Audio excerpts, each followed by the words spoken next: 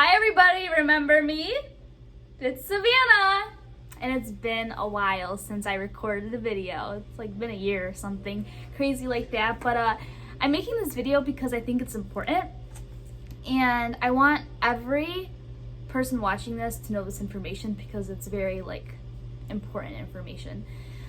So, as you can tell by the title of this video, it's called Watch This Before You Buy a House. And here's why. Because there is so much that goes into buying a house, and it's not something that you can just return after buying. I mean, sure, you could put it up for sale if you really want to, right away, but who wants to go through that whole hassle? And sometimes you walk into problems you didn't know about and that could have been fixed if you had known about it ahead of time, and then it just becomes a whole mess that you just don't want to be involved with. So it's not like a pair of shoes you could just take back to Nordstrom and return. So I just have a few tips that if you're looking to buy a house, you kind of keep these in mind in the back of your head or brain, whatever, when you're buying a house, or you mention to your realtor, whoever you're working with, or if you want me to be your realtor, just call me because I'm available to do that. Okay, so here is some important tips that I think you should keep in mind. Number one, don't be afraid to call the city, the township, the whatever, to ask them what the taxes would look like if you were to buy it for X price, and then they can tell you, give you a hypothetical scenario of what your taxes will look like, because sometimes people buy and then it's a surprise when their taxes go up, because sometimes the cities will reassess and boom, it's a surprise for everybody. So that's a good tip. Second, well, I don't know, you might think it's a good or bad tip. I'm just saying that's what I would do if I were buying a house. Okay. Secondly, take your home inspections very, very seriously. So definitely hire someone that you trust to do the home inspection. If you don't know anyone, ask your realtor. They have tons of contacts, they know tons of people, and they can recommend you some inspectors to use. So some things that people don't do is they don't follow their inspectors around. So when you're getting a home inspection, make sure you follow the inspector around, ask questions. The whole purpose of a home inspection is to educate yourself on the property that you're buying. Of course, to point out any issues or structural, foundational, mechanical issues that could be happening with the property that you definitely need to be made aware of. But it's always good to follow the inspector around and learn about the property that you're buying. Also, another thing is too, with inspections, you just want to make sure that you're just learning as much about the property as you possibly can before you buy, because trust no one. Trust if the seller's disclosure statement says that the kitchen sink works and there's no problems, have the inspector look at it and obviously test it out for you to make sure that, because you just never know.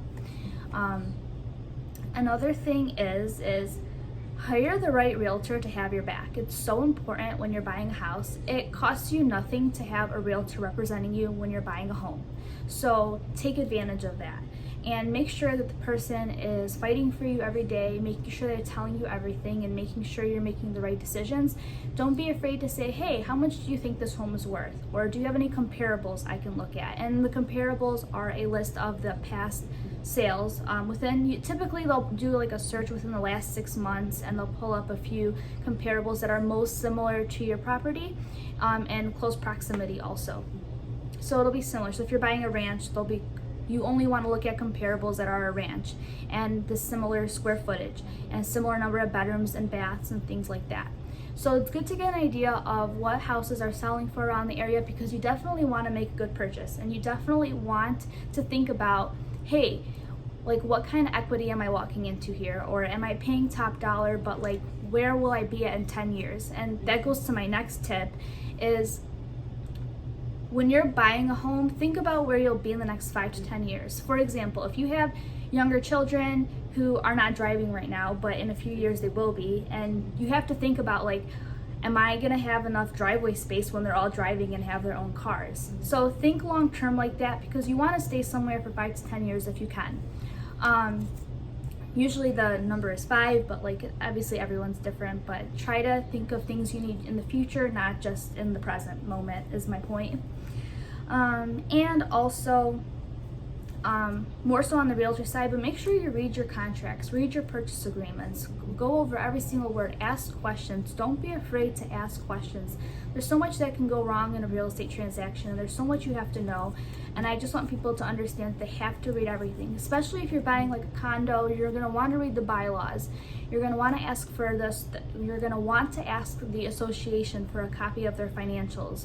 You want to make sure they have enough money in reserves. You don't want to get into something and realize, oh boy, they don't have any money, and I know they're going to be increasing the HOA fee every month all the time, and they're going to be issuing assessments for every little thing, and you just don't want to get into that situation. So you can't predict everything when buying a home, and it's impossible for everyone to know everything that's going to happen in the future. But you want to make sure that you just know enough to make yourself feel comfortable with buying a property. And again, don't be afraid to ask a lot of questions. So I think that's like my main tips right now for